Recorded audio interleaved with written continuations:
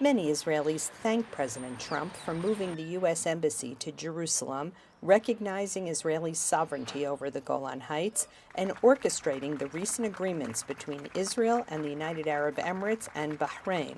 And many of them, especially on the right, hope for his re-election. That if Trump is re-elected, I think that one thing that we can see being pushed forward, for example, is a defense pact with Israel. There was a lot of talk about that during the Trump first term. I also think that President Trump will probably continue to push for increased links between Israel and the Arab and Muslim world, just like we saw with the UAE and Bahrain. On the other hand, Palestinians and many Israeli leftists say it's time for Trump to go. As a Palestinian and deeply involved in what is happening here and what the U.S. under Trump has done for the last 4 years, I want to see a change.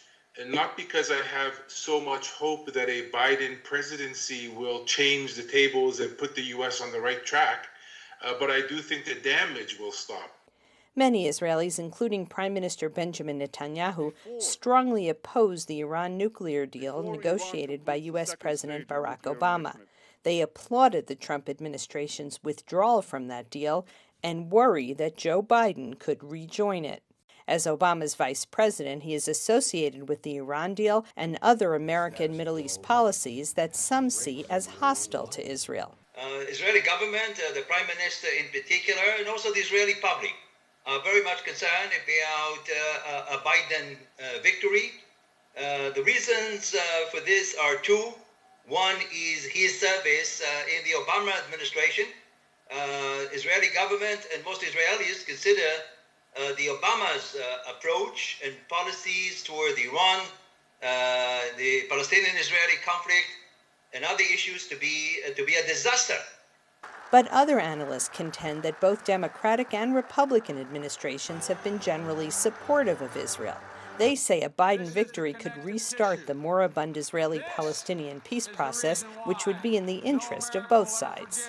A victory for Joe Biden and the Democratic Party for what it will mean for Israel and the area will probably mean going back to a peace process that involves two parties and not one party and the United States. I don't think that we will see a recurrence of the deal of the century that President Trump and his administration launched. As important as the results of the U.S. election are for the region, Israelis are more focused on what they see as their own government's corruption and failed handling of the COVID-19 crisis. Linda Gradstein for VOA News, Jerusalem.